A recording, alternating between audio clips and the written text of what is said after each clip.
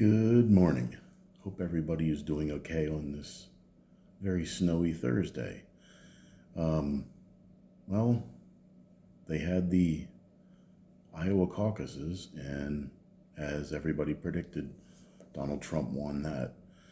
I guess now they get ready to move on to New Hampshire, or as they say, New Hampshire. Um, I used to be a Republican. I'm not. I'm politically independent now.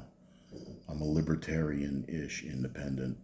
Don't have any party membership, but I still try to pay attention to what's going on. I saw that, they were supposed to have a debate with Nikki Haley, Ron DeSantis, and Donald Trump, but Donald Trump obviously doesn't feel it's worth his time to attend. And Nikki Haley said that she wouldn't go to the debate unless Donald Trump was in it. So that would mean Ron DeSantis would be there by himself because Vivek Ramaswamy dropped out, Chris Christie dropped out.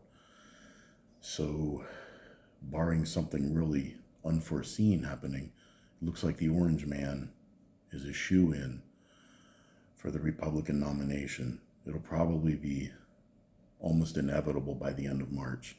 But nevertheless, a lot of the speculation is on who he would pick as a running mate. Some people think he would choose Vivek. Other people say that he should pick Haley to have a better chance in the general election. I don't know which way that's going to go, but somebody I thought might be an interesting choice. I know Ron DeSantis and Donald Trump would make a strong team, but there just seems to be too much of a personality clash there. Too much of a personality clash between the two of them. But somebody who's a dark horse, nobody really thought about, and I laughed at the idea of it at first, but that would be Tulsi Gabbard, former congresswoman from Hawaii. She left the Democrat Party in 2022. I think it was October, November of 2022, sometime around there. She just said it had drifted too far leftward. She's a lieutenant colonel in the Army Reserve, so she's a veteran. She was deployed in Iraq. She served time in the state legislature in Hawaii. She's very well spoken. She's very smart. She's probably a little left-leaning for my taste, but she's competent. She's pro-choice. That would shore up a lot of women who might be reluctant to vote for Trump in that regard. She's young enough that she could theoretically serve 2 terms in 2032. She is a former Democrat, but she never came out and said she was a Republican. But it's a possibility. I don't know. I've heard her on interviews, and she seems to hold her own. She's a little too anti-gun for me, but she's willing to listen to reason. She's a very smart woman.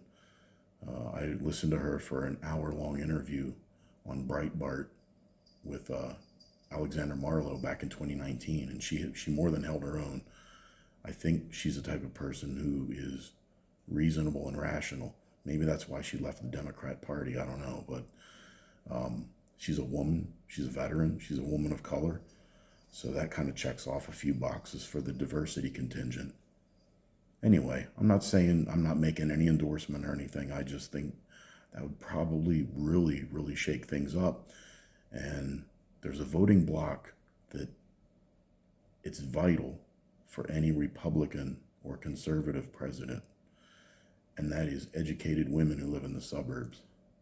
And Donald Trump turns a lot of them off. So, then you got the No Labels Party, you've got the Libertarians, you've got the Greens. Could be a very interesting election cycle. The next 12 to 18 months are going to be where we go from a dumpster fire into a train wreck. I don't know, but buckle up, it's going to be a bumpy ride. But that's just my random thoughts today. I'm just sitting here enjoying the snow. Gonna try and go to the gym after lunch. But anyway, to all the people out there, I hope you all have a great day, and Stay safe.